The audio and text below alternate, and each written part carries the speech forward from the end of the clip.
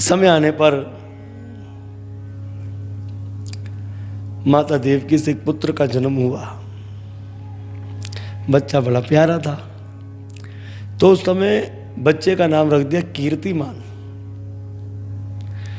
तो वसुदेव जी को याद आया कि मैंने तो कंस को वचन दिया कि सब बच्चों को देने का। तो कंस महाराज जी के पास उस बच्चे को लेकर गए। बोले, कंस महाराज, मैंने अपने वचन के अनुसार ये मेरा पहला बालक है आपको दे दिया, ले। कंस ने कहा, इसका नाम क्या है? बोले, कीर्तिमान। सुनते ही बच्चा मामा जी के गोद में मुस्कुराने लगा। कंस मोहित हो गया। कंस ने कहा कि मुझे इससे कोई भय नहीं है, मेरा काल 8वां होगा। इस तरह से विदा कर दिया। एक दिन देव ऋषि नारद जी आए। कंस से बड़ा सम्मान करता था उनका। तो देव ऋषि नारद जी ने कहा, हे कंस, तुम जानते हो ये जितने भी जो यदुवंशी सब देवता है, ये सब तुम्हारे काल है। और तुमने जो है वो अपना देवकी के बेटा को छोड़ दिया। बोले, गुरुजी वो तो पहला बालक था, मेरा काल तो 8वें नंबर का है। तो पुरानी कथा है, भागवत का प्रसंग नहीं है। कमल का फूल लेकर आए थे देव ऋषि नारद जी। तो कमल के फूल में कितनी पंखड़ियां होती है? 8। तो देव ऋषि नारद जी ने कहा, जरा गिनो पंखड़ियां। कंस गिने, 1 2 3 4 5 6 7 8। फिर उससे आगे गिने तो उससे पीछे वाला 8 हो जावे। फिर उससे आगे गिने तो उससे पीछे वाला 8 हो जाए। फिर उससे आगे गिने तो उससे पीछे वाला 8 हो जावे। बोले, क्या हुआ? बोले, महाराज समझ गए, बच्चे तो 8 हो गए, ये बात तो पक्की हो गई, पर काल किस नंबर का होगा ये बात पक्की नहीं है। ये सारे ही काल है। इस तरह से देवकी के एक एक कर कर कंस ने 6 बच्चों को मार दिया। अब एक दिन जो है शेषनाग जी गोलोक धाम गए। जय जय प्रभु आपकी जय जय। तो भगवान ने कहा, शेष जी आप किस कार्य से आए हो? तो शेष जी ने कहा, हमें तो आपसे वरदान चाहिए। तो भगवान ने कहा, भाई तुम्हें वरदान की क्या आवश्यकता है? तुम तो शेष हो, सब कुछ खत्म होने के बाद तुम ही शेष बचते हो, तो तुम्हें वरदान की क्या आवश्यकता है? शेष जी ने कहा, बात सुनिए, त्रेता युग में आप मेरे बड़े भैया राम बनकर गए और मैं छोटा भैया लक्ष्मण बनकर गया। कितना कष्ट होता था आपको, मैं कुछ कह नहीं सकता था क्योंकि छोटा था। अब मेरी आपसे ये प्रार्थना है कि अब हम आपके बड़े भैया बनकर जाना चाहते हैं और आप हमारे छोटे भैया बनकर आओगे। तो जब हम बड़े होंगे तो हमें तो अधिकार होगा आपको डांटने का, आपको समझाने का, आपको मना करने का। तो भगवान ने कहा, ठीक है, चले जाओ। तो आ गए देवकी के गर्भ के अंदर श्री शेष जी महाराज। जब से शेष जी महाराज जी देवकी के गर्भ में आए, उस समय काला काला नाग कंस को दिखलाई देता था। मानो कंस को काल सर्पदोष लग गया हो। और वो भी कौन सा काल सर्पदोष? शेषनाग जी वाला। सोता नहीं था। भगवान ने योग माया को बुलाया। भगवान ने कहा, योगा देवी कुछ गड़बड़ी हो गई है। जय जय प्रभु, कैसी गड़बड़ी हो गई? बोले, हमने शेष जी को भेज दिया है 7वें गर्भ के अंदर। बोले, तो प्रभु? बोले, अब तक तो मामा जी ने 6 को पटक दिया। अरे कहीं मामा जी इनको पटकेंगे, ये तो मामा जी को पटक देंगे, और जब ये मामा जी को पटक देंगे, उनकी लीला को समाप्त कर दे, तो मेरा कार्य क्या होगा? फिर मैं क्या करूँगा नीचे आके? तो योगा माया ने कहा, बताइए करना क्या है प्रभु? बोले, इसे निकालो। किसके? देवकी के गर्भ से निकालो, और जो वास्तव में इनकी माँ है रोहिणी के गर्भ में डाल दीजिए। तो अब इसके लिए हमको महाभारत की झांकी का दर्शन लेना पड़ेगा। महाभारत के आदि पर्व की झांकी का दर्शन लेना पड़ेगा। कश्यप ऋषि की वैसे तो 17 पत्नियां हैं, आपने भागवत में श्रवण किया 6ठे स्कंद के अंदर। 2 पत्नियां थी, एक का नाम था विनीता और एक का नाम था कद्रु। दोनों ने कश्यप ऋषि से पुत्रों की कामना करी। कद्रु ने कहा कि हमको तो 1000 बच्चे चाहिए। बोले, ठीक है। और विनीता ने केवल 2 बच्चों की कामना करी थी, वो भी बड़े शक्तिशाली। तो इस तरह से माता कद्रू जो थी, तो माता कद्रू ने समय आने पर 1000 अंडे दिए और उन अंडों से तक्षतनाग, कालिया नाग, वासुकी नाग, शेष नाग, ये सब नाग पैदा हुए। तो यही नाग माता कद्रू वसुदेव जी की पत्नी रोहिणी बनकर आई है। और जो कश्यप ऋषि की पत्नी थी ना माता अदिति, वो देव की बनकर आई है। और कश्यप ऋषि वसुदेव जी बनकर आए हैं। तो यहाँ पर क्या कह रहे भगवान, जो इनकी वास्तव में माँ उनके गर्भ में डाल दो। तो हकीकत में इनकी माँ कौन है? कद्रू, जो कि रोहिणी बनकर आई है। तो उनके गर्भ में डाल दिया गया। ब्रह्म गर्ग संहिता के बलराम कांड के 5वें अध्याय के अनुसार 5 दिन बलराम जी माता रोहिणी के गर्भ में रहे। कितने दिन? 5 दिन रहे। और 5वें में अवतार हो गया। दिन के 12 बजे भादव मास की पूर्णिमा के दिन श्री बलराम जी का अवतार हो गया। बोले रोहिणी नंदन महाराज की जय। हमारे धर्मशास्त्रों में भी लिखा है, बगैर पति के देवी रोहिणी ने गर्भ को धारण किया। ये लिखा है हमारे ग्रंथ में। यहाँ तो 5 दिन में तो नामुमकिन है, इतिहास में कभी ऐसा नहीं हुआ होगा। 5 दिन का गर्भ और बच्चे का जन्म हो गया। इस तरह से बलराम जी को डाल दिया रोहिणी के गर्भ में। और यहां शोर मच गया कि गर्भपात हो गया, गर्भपात हो गया, गर्भपात हो गया। अरे कंस आया और कंस मुस्कुराने लगा, देख देवकी मेरे भय से तेरा बच्चा खिसक गया। पर कंस को यह नहीं पता था कि होता तो तेरा क्या कर देता। आगे चलकर जो है भगवान देवकी के 8वें पुत्र बनकर आ गए। और भगवान ने योग माया को आदेश दिया कि तुम यशोदा की बेटी बनकर चले जाओ। तुम ये कार्य करोगे तो लोग तुम्हें काली, शारदा, कांता, अन्य अन्य नामों से तुम्हारा घर घर में पूजन होगा। तो देवी की महानता को बढ़ाने वाले कौन है? भगवान कृष्ण। ब्रह्म विवृत पुराण के अनुसार तो सबसे पहले ही भगवान श्री कृष्ण ने देवी का पूजन अपने गोलू वृंदावन धाम में किया था। क्यों किया? भगवान ने कहा मैं करूंगा तो समाज करेगा ना। इतनी महानता थी भगवान कृष्ण ने। और उन्हीं भगवान श्री कृष्ण को कुछ देवी भक्त बुरा भला कहते हैं कि जिनकी कृपा से हमारे समाज के अंदर देवी जी का पूजन आया, जिनके आशीर्वाद से दुर्गा देवी को घर घर में कुल देवी का रूप मिला।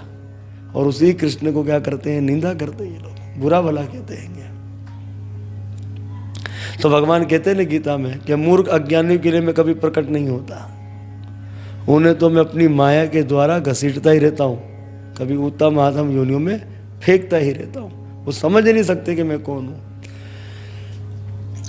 इस तरह से भगवान देवी की मैया के अष्टम बालक के रूप में गर्भ के अंदर आ गए।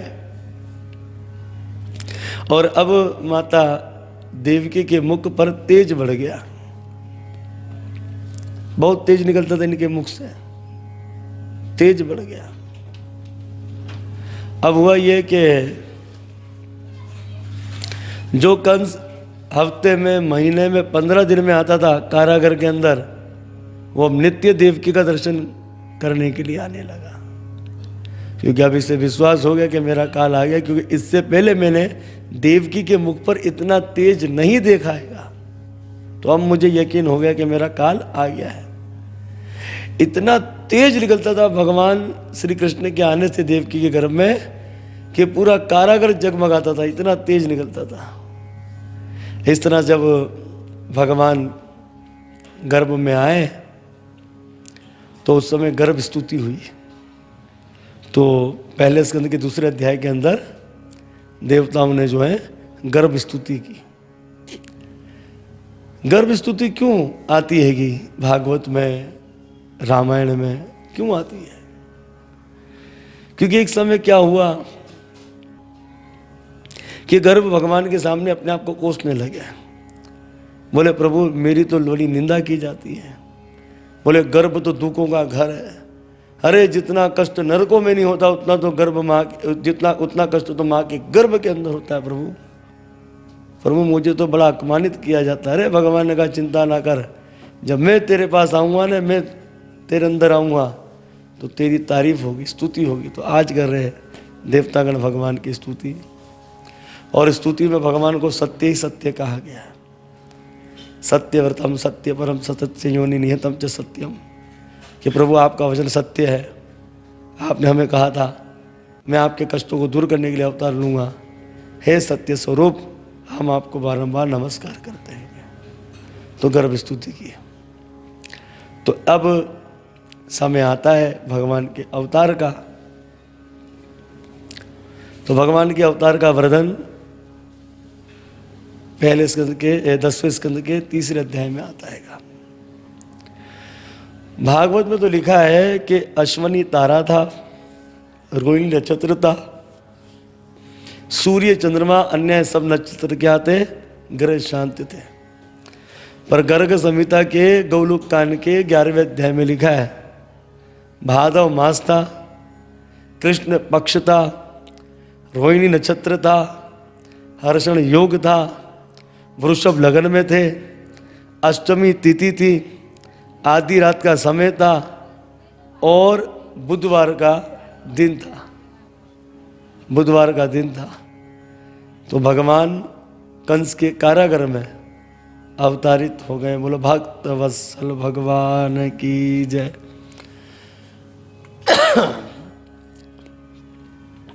उस समय भगवान श्री कृष्ण जब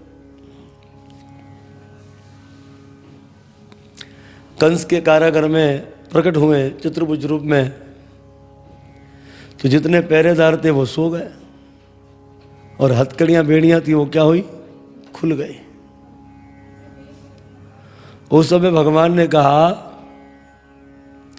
कि स्वयंभू मनुकल्प में आप दोनों ने 12,000 वर्षों तक मेरा तप किया था। उस समय मैंने आपको अपना दर्शन दिया और आपने हमसे क्या कहा कि आप हमारे बेटा बन जाइए, आप हमारे बेटा बन जाइए, आप हमारे बेटा बन जाइए। आपने 3 मर्तबा कह दिया और हमने भी भागवता में कह दिया तदास्तु तदास्तु तदास्तु। तो जिस समय स्वयंभू मनुकल्प में हे देवी माता आप प्रश्नी थी, हे बाबा आप सुतपा थे। वसुदेव कौन थे? सुतपा। उस समय मैंने पहले आपके यहाँ प्रश्नी गर्भ अवतार धारण किया। बोलो प्रश्नी गर्भ भगवान की जय। प्रश्नी गर्भ अवतार हुआ भगवान का। फिर विवासत कल्प में आप देव माता अदिति बनी और आप कश्यप ऋषि बने। तो उस समय मैंने आपके यहाँ उपेंद्र अवतार धारण किया, यानी कि बोलो वामन देव भगवान की जय। तो भगवान वामन का एक नाम है उपेंद्र, इंद्र के छोटे भाई बने। वामन पुराण के 28वें अध्याय के अनुसार भी जब भगवान कृष्ण माता अदिति के गर्भ के अंदर आए तो भूमि कांप गई थी, ऐसा वर्णन हमें मिलता है। और यही बात भगवान श्री कृष्ण ने भगवद गीता के 10वें अध्याय में कहते हैं कि मैं आदिति के पुत्रों में विष्णु हूं। इसी तरह से वेवसत कल्प में जो 28वां द्वापर युग आया उसमें मैं अब आपका बेटा वासुदेव बनकर प्रकट हो गया। पर आप मेरी बाल लीलाओं का आनंद नहीं देख सकेंगे, क्योंकि मेरी बाल लीलाओं के आनंद के लिए भी मैंने किसी को वरदान दे दिया है। जो नंद है वे द्रोण नाम के वसु थे और जो यशोदा है वो धारा देवी थी। इन्होंने भी कठोर तप किया और जब मैंने इन्हें अपना दर्शन दिया तो इन्होंने कहा कि आप हमारे बेटा बन जाइए। तो मैंने कहा भाई अब मैं आपका बेटा तो बन नहीं सकता, इसके लिए तो हमने वरदान दे दिया किसी को। हाँ, ये वचन देते हैं कि मेरी बाल लीलाओं का आनंद आप देखोगे। तो ये वरदान मैंने उन्हें दे दिया। तो भगवान कहते हैं हे बाबा वसुदेव जी, आप मुझे मथुरा से गोकुल ले जाइए और गोकुल में यशोदा की कन्या है उसे मथुरा लेकर आ जाइए। इसके बाद भगवान छोटे बाल गोपाल बन गए, रोए नहीं भगवान। बाबा ने भगवान को टोकरी में धरा और बाबा जो है भगवान को लेकर जा रहे हैं कहा गोकुल के लिए। तो जितने भी जो दरवाजे थे खुल गए, पहरेदार तो वैसे ही सोए हुए थे। तो उस वक्त